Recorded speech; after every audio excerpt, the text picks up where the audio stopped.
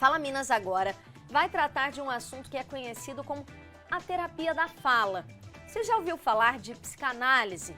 Esse é um tipo de tratamento baseado nas teorias de Freud, gente, que é considerado o pai da psicanálise. Essa modalidade de tratamento, foi desenvolvida por Freud para pacientes que não respondiam aos tratamentos psicológicos ou médicos disponíveis no tempo de Freud, viu, gente? O papel da psicanálise é ajudar os pacientes a explorar e compreender os pensamentos, sentimentos e comportamentos que podem estar causando sofrimento. Quem trabalha com a psicanálise é o psicanalista e esse, é um profissional que procura identificar padrões inconscientes e traumas passados, permitindo que os pacientes enfrentem e resolvam questões emocionais profundas. Hoje é dia do psicanalista e é por isso que convidamos a Daniele Alvarenga para saber mais como é o trabalho de um psicanalista, quais as técnicas que esse profissional aplica durante essas terapias e quem é que pode ou que deve, procurar pelo atendimento de um psicanalista. Boa tarde, Daniele, bem-vinda. Boa tarde, muito obrigada por me receber aqui. E realmente esse é um tópico muito em alta hoje em dia, porque saúde mental não está brincadeira. Então, são dúvidas que surgem a respeito de o que seria uma terapia, para quem seria, como fazia. A gente está aqui para tentar sanar um pouquinho delas. Legal, e aí já fala direto para a gente, Diga. Quem é que deve procurar um psicanalista? Quando é indicado essa terapia? A gente tem um pequeno costume de deixar para sanar as coisas quando elas já estão ruins. Então, o indicado seria para o autoconhecimento realmente, para a gente já ter um entendimento de si, para poder navegar melhor as questões da vida, ali mais bem preparado, com melhor entendimento dos nossos desejos, das nossas vontades, mas não é bem assim que a gente faz.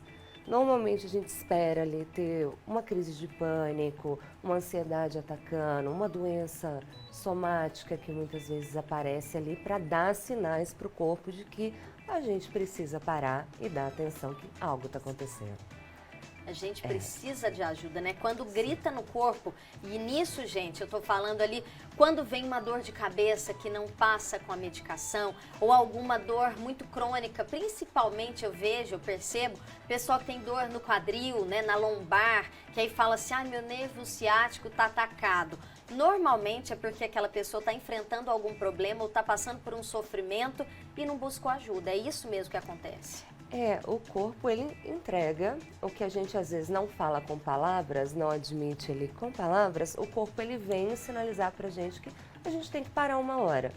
Por isso, casos que a gente viu como caso de burnout, que tivemos uma jornalista que teve essa situação de esquecer o nome de sua cidade, esquecer aonde estava, porque o cérebro ele realmente desliga quando ele pede para você dar atenção pro emocional. Então, hoje em dia, nos hospitais já é mais frequente, antigamente não tinha. Hoje em dia é mais frequente você chegar, o médico lhe perguntar, tá com uma palpitação, tá sentindo meio assim, como está a sua vida? Você está por um período de estresse, passando aí por alguma angústia, porque eles já sabem que a maioria não é um estresse isolado, que pode ser um problema cardíaco. A maioria pode ser a ansiedade que a gente não deu atenção. E aí, vamos trazer um pouco para a situação atual que a gente está acompanhando no Brasil, esse caso no Rio Grande do Sul, Ele é impactante, A gente vê muito sofrimento lá no Rio Grande do Sul, em Santa Catarina, algumas cidades de Santa Catarina. Esse pessoal que está passando por tudo isso, a psicanálise vai ser muito fundamental depois de tudo isso, Do mesmo modo que com a pandemia passamos uma necessidade muito grande da terapia, porque ficamos muito isolados, ficamos ali num medo de não saber o que ia acontecer, tudo. Então, a pandemia já trouxe a necessidade, tanto que a psicanálise começou a fazer atendimentos online, principalmente na pandemia, para atender essa demanda. E quando temos tragédias coletivas, isso vai impactar, porque o ser humano vivendo ali, a vida dele já vai ser impactado pelo exterior. Ele vivendo uma tragédia coletiva, esse pessoal vai precisar de um amparo. E são consequências duradouras. Então vai precisar de um acompanhamento, sim, é necessário que até o governo disponibilize. quando a gente fala de psicanálise, né? Qual que é a diferença ali, pessoal que está acompanhando a gente, de um psicólogo, né? Que é mais comum a gente falar, vou procurar um psicólogo, do que um psicanalista. As abordagens diferenciam-se, a formação normalmente o profissional da psicologia, ele vai fazer ali seu curso de 5 anos e depois ele pode se especializar em psicanálise se ele quiser. O psicanalista ele já vai se especializar na psicanálise diretamente.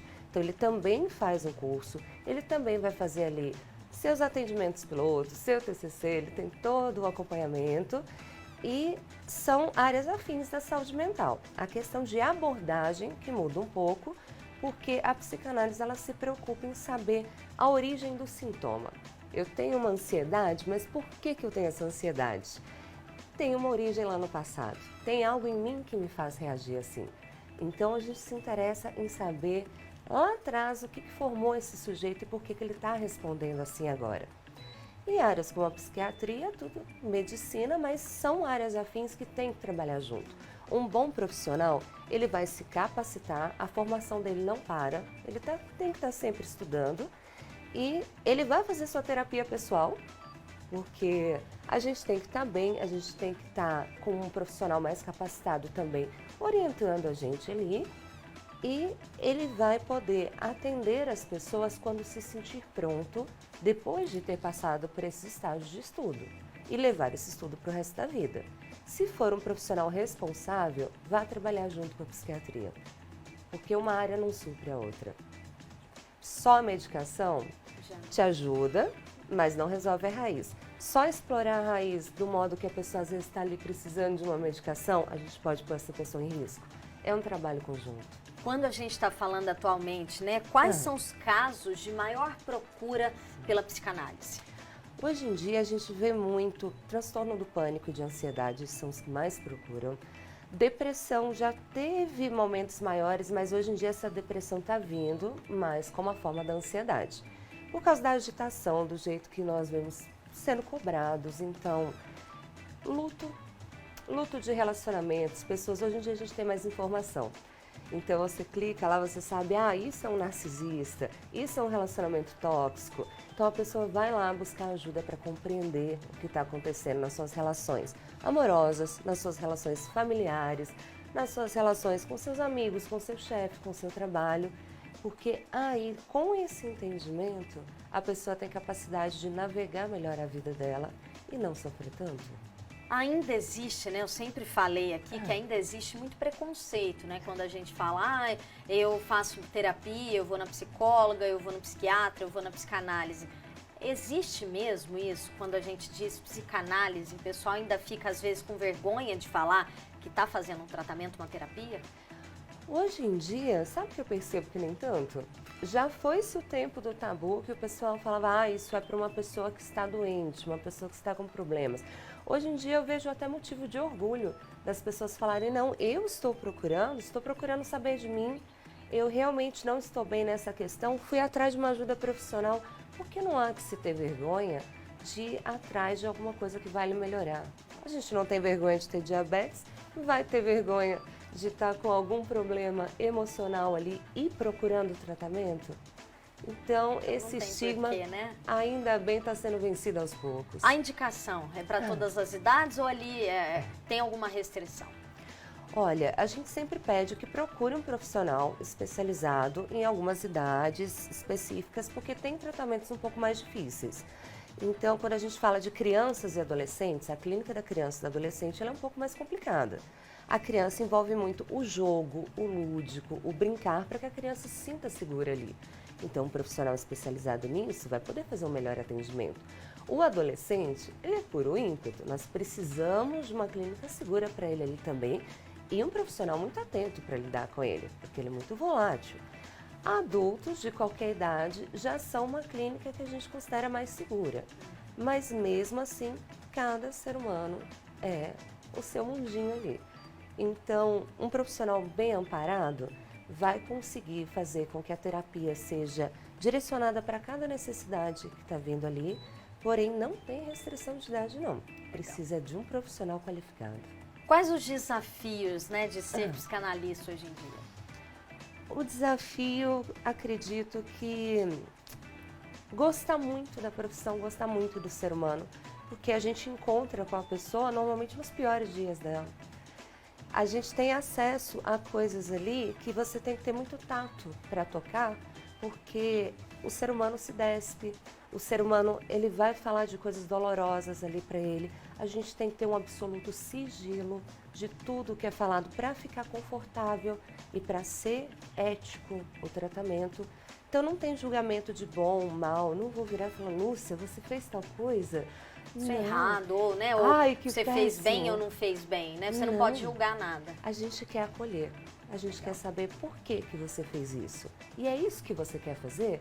Esse é seu desejo? Então vamos caminhando para organizar esse desejo?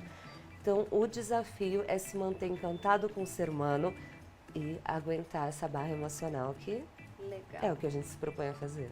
É, gente, dia do psicanalista e aqui estamos muito bem representados com a Daniele. Daniele, muito obrigada. Parabéns aí por escolher essa profissão. Muito obrigada e eu que agradeço o convite mais uma vez.